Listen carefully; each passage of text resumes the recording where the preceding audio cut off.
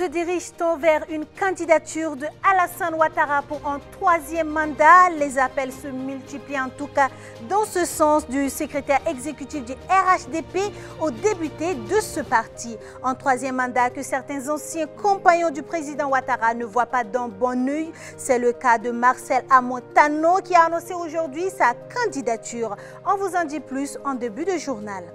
André Mlangeni, dernier compagnon de lutte de Nelson Mandela, n'est plus.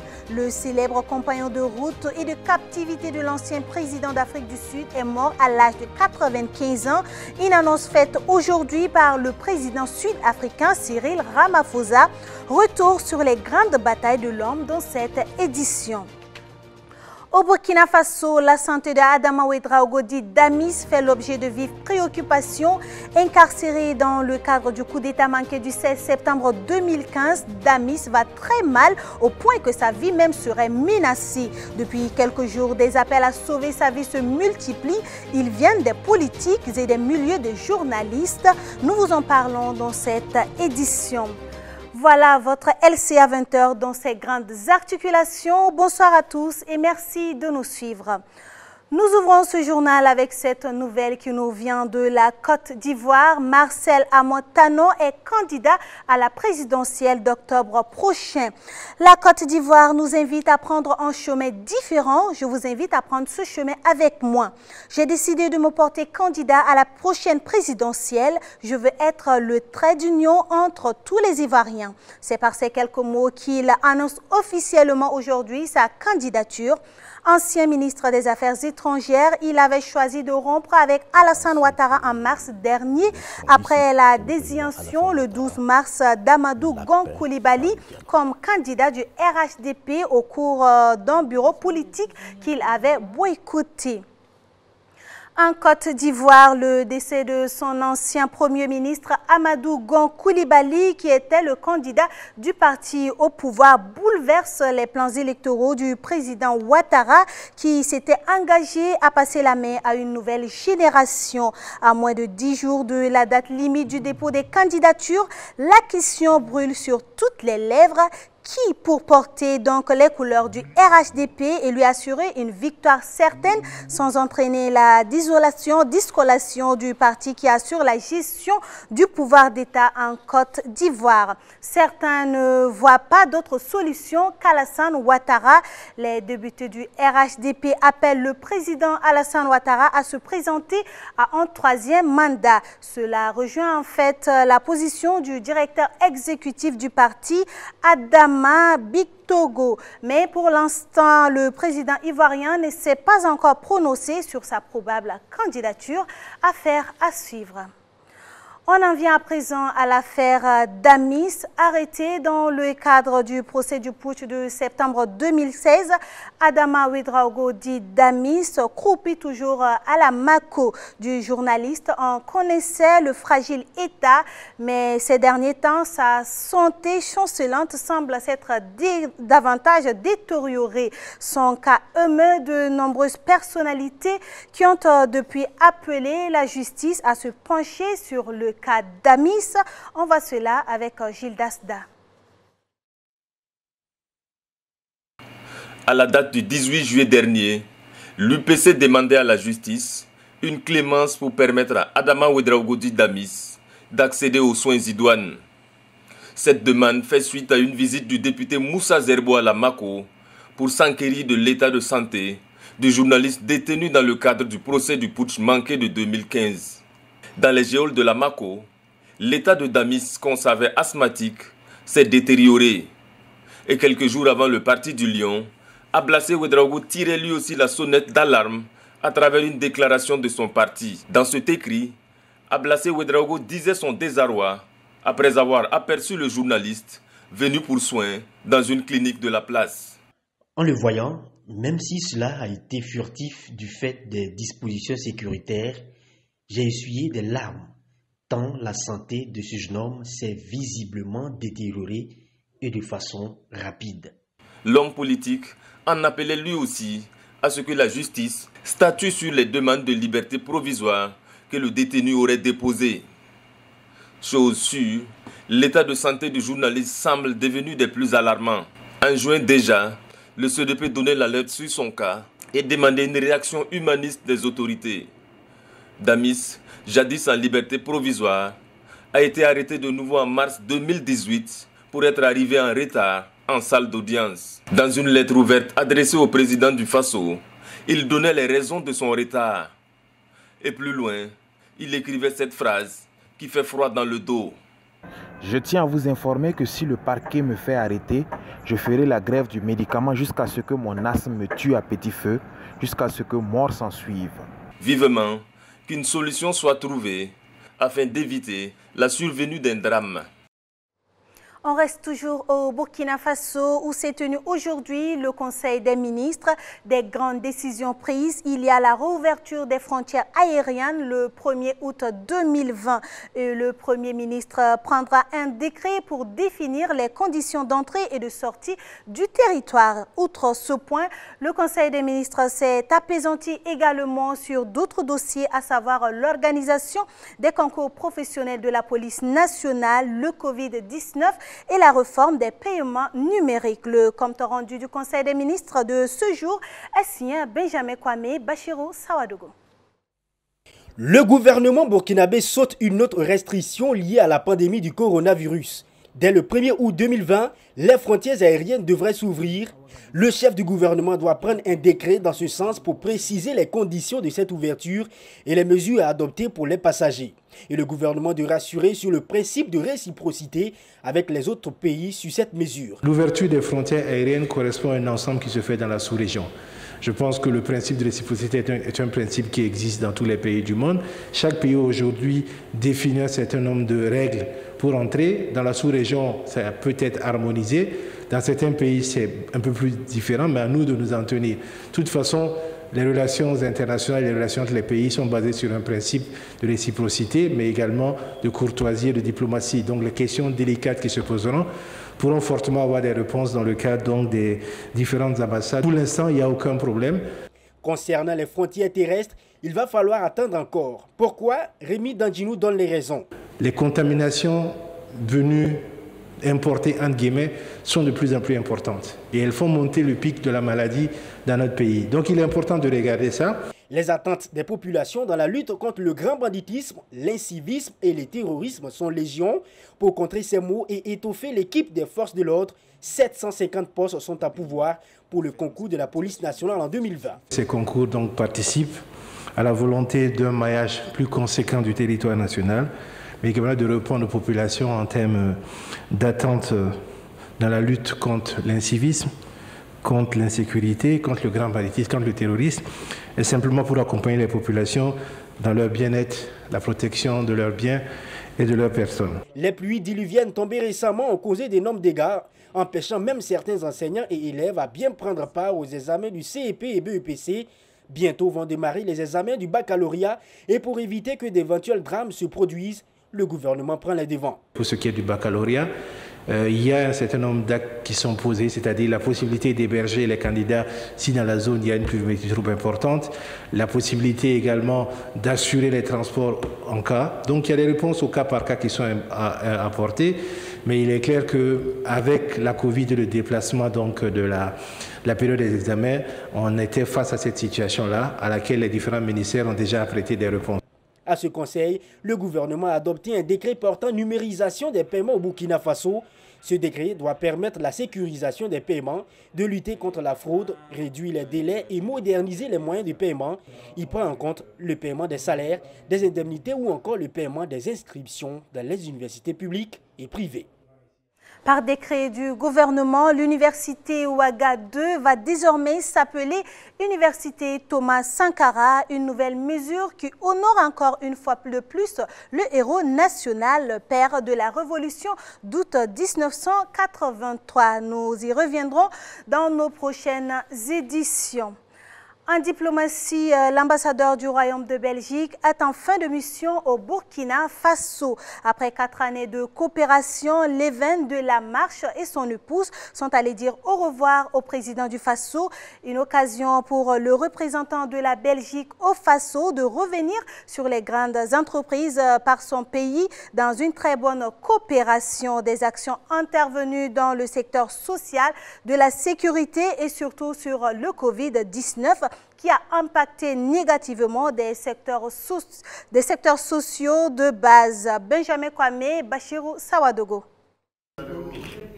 Leven de la Marche, ambassadeur du Royaume de la Belgique au Burkina Faso, va retourner dans quelques jours dans son pays car il est en fin de mission. Il a passé 4 ans au Faso. Avec Rochma Christian Kaboré, il est question de faire le bilan des actions exécutées au cours de ces 4 années.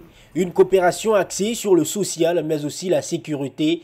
Et le bilan est jugé positif. Un bilan qui est, je pense, très positif. Nous avons une coopération très dynamique avec le Burkina, une coopération au développement dans des domaines de développement comme la santé, comme l'entrepreneuriat, comme la sécurité aussi. Il y a plusieurs interventions qui concernent la sécurité. Il y a aussi une riche coopération avec les partenaires de la société civile, avec nos ONG, universités et autres. Et on a aussi touché un peu les différents aspects de la crise Covid qui sévit actuellement dans le pays. D'autres secteurs comme les droits de l'homme ont été aussi évoqués. Parlant principalement de la Covid-19, le diplomate belge indique que son pays a apporté son soutien financier en réorientant son portefeuille dans un certain nombre de projets dans les parties du Burkina Faso comme le centre-est. Et on a donc réorienté des fonds de ce volet santé pour venir en appui du plan de riposte contre le Covid. C'est comme ça qu'on a, au niveau central, financé l'achat des équipements médicaux, comme des respirateurs. On a financé des formations, on a équipé les équipes d'intervention et ainsi de suite. Mais aussi dans les autres interventions de notre portefeuille, entrepreneuriat, renforcement des capacités, même sécurité. D'autres projets seront réalisés après son départ, déclare-t-il. Mais sur le volet sécuritaire, l'ambassadeur affirme que son pays est intervenu sur le renforcement des capacités de résilience chez la police de proximité dans le centre-est. À cela s'ajoute la formation des équipes mobiles d'intervention dans l'est du pays et dans bien d'autres projets de renforcement contre les attaques terroristes. Dans l'actualité africaine également, l'Afrique du Sud vient de perdre une nouvelle grande figure de la lutte contre l'apartheid. Andrew Mlangeni s'est éteint la nuit dernière. Il venait de fêter ses 95 ans et depuis une semaine, il avait été admis dans un hôpital de Pretoria pour des douleurs abdominales. C'est une page de l'histoire du pays qui se tourne puisque Andrew Mlangeni était le dernier survivant du procès de Rivonia. Un procès au cours duquel plusieurs membres éminents de la formation anti-apartheid du Congrès national africain ANC, dont Nelson Mandela, avait été condamné à la prison à vie en 1964 pour trahison et sabotage. Ce procès est entré dans l'histoire car Nelson Mandela, devenu 30 ans plus tard en 1994, le premier président noir de l'Afrique du Sud, en avait fait une tribune politique attirant les regards du monde entier sur sa cause. Le président du Conseil constitutionnel dans les locaux de LCA, nous sommes au retour au Burkina Faso, plus précisément à Koubri, localité située à une 30aine de kilomètres de Ouagadougou. Kassoum Kambou découvre tout le système de diffusion de programmes de la chaîne au cœur de l'Afrique ainsi que de son staff. Cette visite du garant de la Constitution marque le début d'une bonne collaboration entre LCA et le Conseil constitutionnel en vue d'œuvrer à l'édification d'une véritable démocratie. Ahmed Nanima, Achille Ouedraogo. Dans les locaux de LCA, le président du Conseil constitutionnel, du plateau du JT, au studio d'enregistrement d'émissions telles Soleil d'Afrique, en passant par la régie ou encore la diffusion, Kassoum Kambou, qui préside l'institution garante de la Constitution burkinabé, apprécie la particularité et la vision de la télévision panafricaine. Et visiter une chaîne comme ça, qui non seulement donne l'information, et diffuse la culture burkinabé, la culture africaine. Je crois que c'est une initiative à saluer et vraiment à sa juste valeur. Parce que tout ce qui se passe, il faut que les citoyens comprennent ce qui se passe. Et le droit à l'information, c'est un droit qui est reconnu et garanti par notre Constitution et les textes internationaux, et c'est un élément important. Séduit par tous les dispositifs déployés pour offrir au public des programmes de qualité, le visiteur du jour félicite le professionnalisme cultivé par la chaîne au cœur de l'Afrique. Vous êtes la première chaîne à inviter le Conseil constitutionnel, venez visiter vos locaux, vos installations. Et on va apprendre à découvrir vos différentes rubriques. Donc beaucoup de courage et encore félicitations au DG. Conscient du rôle prépondérant que doivent jouer les médias dans la cohésion sociale, surtout en cette période électorale, l'homme qui a la lourde tâche de valider ou d'invalider les élections invite les journalistes à être des artisans de paix. Le travail de journaliste n'est pas facile, alors, surtout dans cette période au Burkina et surtout avec les élections qui approchent. Vraiment essayer d'apporter la cohésion sociale, de ne pas vraiment envenimer la situation, voilà, parce que ça y va vraiment de la survie de nous tous. La présence du premier responsable du Conseil constitutionnel à LCA s'inscrit dans le cadre de mieux appréhender le fonctionnement de l'institution.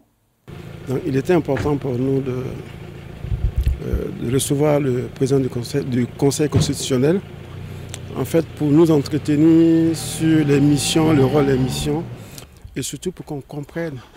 Parce que n'oubliez pas que c'est une institution qui ne communique pas beaucoup. Et il est important que 3-4 mois avant des élections chez nous, qu'on puisse réellement mieux comprendre sa place dans l'architecture de la démocratie au Burkina Faso. Le Conseil constitutionnel compte 10 membres, tous nommés et soumis à un régime d'incompatibilité strict. Une fois prises, ces décisions ne sont susceptibles d'aucun recours. Elles s'imposent au pouvoir public et à toutes les autorités administratives et juridictionnelles. Preuve de la prépondérance de cette structure, son président est tout simplement le 4e personnage de l'État burkinabé. Du sport à présent, le processus pour les élections à la Fédération burkinabé de football a pris un nouveau virage cette semaine avec le dépôt des dossiers de candidature qui est enclenché. Après Lazare Bansé hier dans l'après-midi, c'est au tour d'Amadou Traoré de passer cette étape. Aujourd'hui, en milieu de journée, il a déposé ses dossiers devant la commission électorale indépendante de la Fédération burkinabé de football. Les détails avec Achille Ouedraogo et Franck Aristide Jeffa. C'est accompagné de ses partisans que l'ancien président du conseil d'administration de l'Étoile filante de Ouagadougou est arrivé à la Fédération burkinabé de football. Remise de son dossier de candidature à la commission électorale indépendante dirigée par l'ancien président de la FBF, Zambédé Théodore Sawadogo, contrôle et vérification des pièces. Le désormais candidat officiel se dit satisfait après plus de 3 heures. Nous avons déposé notre dossier. Et il appartient maintenant à la commission d'examiner le dossier et de donner son verdict. Donc nous attendons le verdict de la commission. Nous avons fait notre travail. Voilà, nous avons réuni tout ce qu'il fallait réunir, les dossiers, les parrainages qui ont fait l'objet de polémiques. Vous le savez, je ne reviendrai pas là-dessus, mais je peux vous dire qu'on a les 10 parrainages, puisque c'est peut-être la question qui est au bout de toutes les lèvres. Nous avons également eu les parrainages des clubs qu'il faut, D1, D2, D3. En tout cas, nous estimons que notre dossier est bon et qu'il est complet. Et nous l'avons déposé. Et comme il s'agit d'une élection, il faut aussi respecter la commission, puisque c'est la commission qui doit faire son travail. Nous avons trouvé une commission, que je dirais, très professionnelle, une commission appliquée, qui a pris le temps d'analyser, d'examiner tous les documents que nous avons donnés.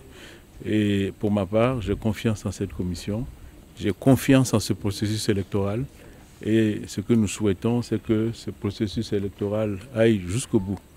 Pourquoi? Parce qu'il est important qu'il aille jusqu'au bout, parce que nous avons besoin d'un président de fédération légitime. Et il n'y a que les urnes qui puissent légitimer, si vous voulez, le président de la fédération de football. Même scénario pour l'ancien dirigeant du Rail Club du Kadiogo qui est arrivé sous bonne escorte, entouré de ses plus fidèles compagnons et partisans. L'ambiance est féerique au siège de la Fédération burkinabé de football. Après l'acte officiel, lui aussi se dit satisfait. Désormais candidat officiel lui aussi. Totalement en règle, tout a été vérifié minutieusement comme vous le dites, point par point, pièce par pièce. Et nous avons toutes les autorisations, tout ce qui est demandé, en tout cas, nous les avons fournis en totalité. Nous pensons qu'on peut être confiant pour être candidat officiel. Oui. Mais le plus dur, c'est attendre d'abord, n'est-ce pas, les résultats et puis aller vers les électeurs. Parce que vous savez très bien que vous avez suivi l'actualité à ce niveau-là. Nous sommes confiants. La clôture des dépôts de candidature est fixée à ce mercredi 22 juillet et l'élection du président de la Fédération burkinabé de football est prévue le 22 août prochain à Bobo Dioulasso. Avant de clore cette édition, nous marquons un arrêt sur l'exploit d'une jeune Marocaine de 18 ans. Elle a fait la une de plusieurs journaux français. C'est Ilham El Khaloki, française d'origine marocaine, qui a obtenu son baccalauréat en France dans la filière générale économique et sociale avec la moyenne de 20,20. Je dis bien 20,20 sur 20. Elle décroche ainsi la meilleure note de l'Hexagone. Habituée aux bonnes notes, elle avait réussi son brevet en 2017 avec la mention très bien. Elle n'est pas la seule à avoir réalisé cet exploit. Il y a même eu une plus forte moyenne. C'est celle de la jeune Française de 18 ans, Pauline, lycéenne de Seine-Maritime, qui a obtenu 20,16 sur 20 de moyenne au baccalauréat 2020, l'une des meilleures notes du département. Une chose reste certaine, on arrive au succès que par son travail. C'est sur ce proverbe français que se referme cette édition de 20h de LCA. Merci de l'avoir suivi. Je serai ravie de vous retrouver demain à la même heure. Bonsoir.